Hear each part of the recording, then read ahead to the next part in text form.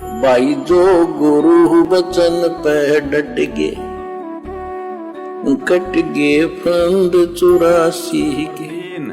नबी मोहम्मद जी को कुरान ज्ञान देने वाला खुदा प्रत्यक्ष नहीं मिला।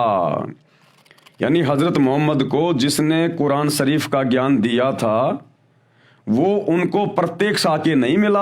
वो किसी के सामने प्रकट नहीं होता। वो शैतान, वो काल, उसने सौगंध खा रखी है, उसने कसम खा रखी है अपनी पत्नी दुर्गा के माध्यम से और अपने तीनों पुत्रों ब्रह्मा विष्णु महेश के माध्यम से सबको धोखे में रख के यहाँ पर भ्रमित किए बैठा है। वो किसी के सामने नहीं आता। पर्दे के पीछे से नमाज आदि करने का हुक्म हुआ था। अगर वो परमात्मा था, खुदा था, तो खुदा का तो चेहरा देखने से खुशी होगी, उसको मिलना चाहिए था। हजरत मोहम्मद जी के सामने प्रत्यक्ष प्रकट होना चाहिए था कि हजरत मैं हूं तेरा अल्लाह, मैं हूं तेरा खुदा। अरे वो भगवान काहे का जो अपने भक्तों से छुपता हुआ फिरे? वो अल्लाह कोई चोर है, कोई डकैत है, कोई कुकर्म कर रखा है क्या जो अपने भक्तों के सामने नहीं आता?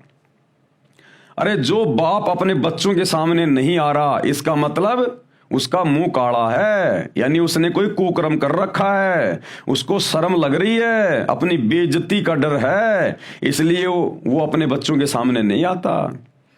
अन्यथा खुदा, हम सब का पिता, हम सब का बाप, जिसने हमको पैदा किया और वो हमारे सामने आने से डर रहा है, क्यों डरेगा वो? लेकिन मुसलमान भाई जिसे अपना अल्लाह मानते हैं, खुदा मानते हैं, वो शैतान है।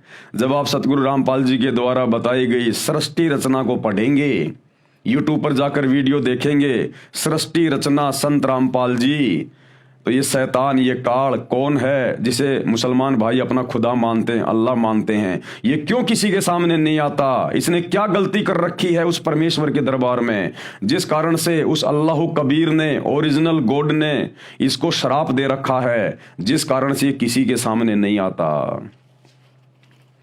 नबी मोहम्मद जी को कुरान ज्ञान देने वाला खुदा प्रत्यक्ष नहीं मिला। पर्दे के पीछे से नमाज आदि करने का हुक्म हुआ। नंबर 4, नबी मोहम्मद जी को डरा धमकाकर कुरान मजीद वाला ज्ञान नाजिल किया, यानी उतारा। नबी मोहम्मद वसल्लम ने बताया था कि मेरा गला घोंट घोंट कर जिब्राइल फरिश्ते ने कुरान ज्ञान पढ़ने के लिए विवश किया, क्योंकि हजरत मोहम्मद जी अशिक्षित थे, वो पढ़े लिखे नहीं थे, उनको अक्षर ज्ञान नहीं था, अनपढ़ थे। और वो कह रहे हैं कि मेरे ऊपर जिब्राइल नाम के फरिश्ते ने मुझे डरा धमका के, मेरा गला घोट घोट के, दबा दबा के और जबरदस्ती मेरे आत्मा में मेरा सीना चाक करके वो कुरान शरीफ की आयतें नाजिल की। अरे अल्लाह ऐसा करेगा क्या?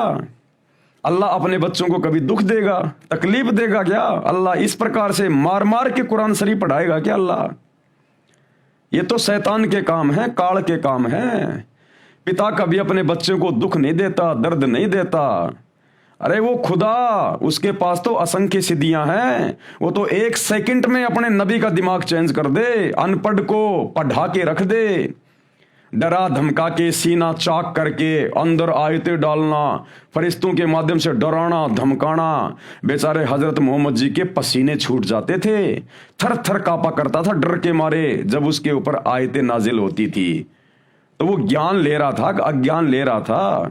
क्या अल्लाह इतना भी समर्थ नहीं है जो प्यार प्रेम से किसी के अंदर अपना ज्ञान समाहित कर सके? अरे आदरणीय गरीबदास जी महाराज जी की जीवनी पढ़ना, गांव छुड़ानी, जिला झज्जर, हरियाणा वाले की। यही कबीर परमात्मा अल्लाह कबीर जिंदा बाबा के रूप में 350 साल पहले गांव छुड़ानी में उनको आकर मिले और उनकी आत्मा को निकाल कर अपने शतलोक में लेकर गए, सचखंड में लेकर गए, 7वें आसमान पर।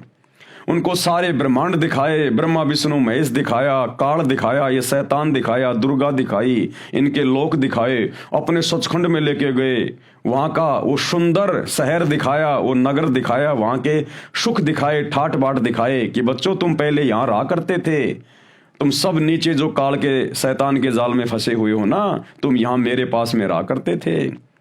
और गरीबदास जी का परमेश्वर ने ज्ञान योग खोल दिया, उनको डराया नहीं, उनको धमकाया नहीं, उनका सीना चाक नहीं किया, गरीबदास जी के पसीने नहीं आए, उनकी जीवनी पढ़ना। परमेश्वर ने अपना आशीर्वाद दे दिया, अल्लाह कबीर ने उनका ज्ञान योग खोल दिया, उनकी दिव्य दृष्टि खोल दी। वो ज्ञान, वो घटनाएं लाखों साल करोड़ों साल पहले की और आगे की गरीबदास जी की आंखों के सामने यों की यों चित्रित हो रही हैं। और गरीबदास जी ने 24,000 वाणियों से युक्त और विश्व की सभी भाषाओं के शब्दों से युक्त अमर ग्रंथ सदग्रंथ साहिब की रचना की। ये होता है ज्ञान देना अल्लाह के द्वारा। और एक हजरत मोहम्मद को ज्ञान दिया गया, आयतें नाजिल की गई, डराया धमकाया, गला घोटा गया, पसीने छूट गए, बेचारे की बुखार चढ़ जाता था।